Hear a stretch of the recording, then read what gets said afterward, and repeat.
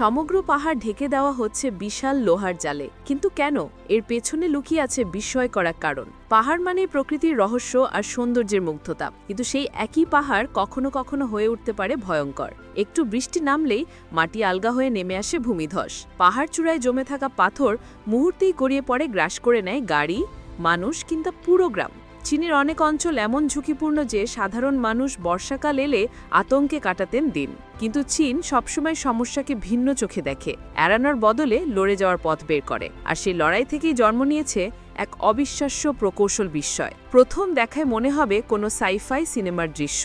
মহাশক্তিশালী still net পুরো ঢাল জুড়ে মাকড়সার জালের মতো ছড়িয়ে আছে। প্রতিটি জাল এতটাই বিশাল যে চাইলে পুরো ফুটবল মাঠ ঢেকে দেওয়া যায়। দেখতে অদ্ভুত হলেও এই জাল আজ পাহাড়ি জনপদের নিরাপত্তার সবচেয়ে নির্ভরযোগ্য উপায়। কিন্তু কেন এই লোহার জাল? প্রচলিত ভূমিধস প্রতিরোধ ব্যবস্থা হলো কনক্রিটের দেয়াল বা বাঁধ, কিন্তু চীনের প্রকৌশলীরা দীর্ঘ গবেষণায় দেখলেন পাহাড় যখন বড় ধস নামে তখন সেই কঠিন দেয়ালও অনেক সময় টিকতে পারে না। তাই তারা ভাবলেন এমন কিছু লাগবে যা দৃঢ় হলেও চাপ নিতে পারে, আবার পাহাড়ের সঙ্গে তাল মিলিয়ে নমনীয় থাকবে।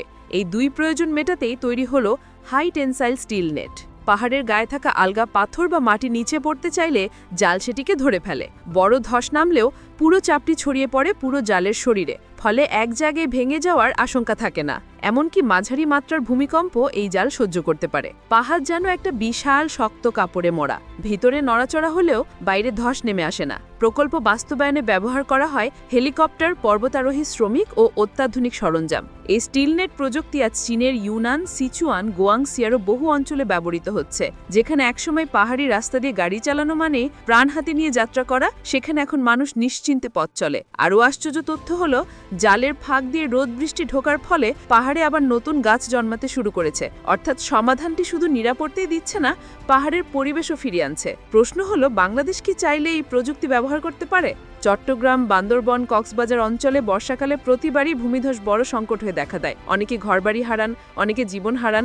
আমাদের পার্বত্য জনপদে এই প্রযুক্তি ব্যবহার করা গেলে ক্ষয়ক্ষতির মাত্রা অনেকটাই কমে আসতে পারে। তাছাড়া সুন্দরবনে ক্রমাগত বেড়ে চলা নদী ভাঙনের বিরুদ্ধে এমন শক্তিশালী নেট প্রযুক্তি নতুন সমাধান দিতে পারে। তবে এর জন্য প্রয়োজন বড় বিনিয়োগ, দক্ষ জনবল এবং দীর্ঘমেয়াদী পরিকল্পনা।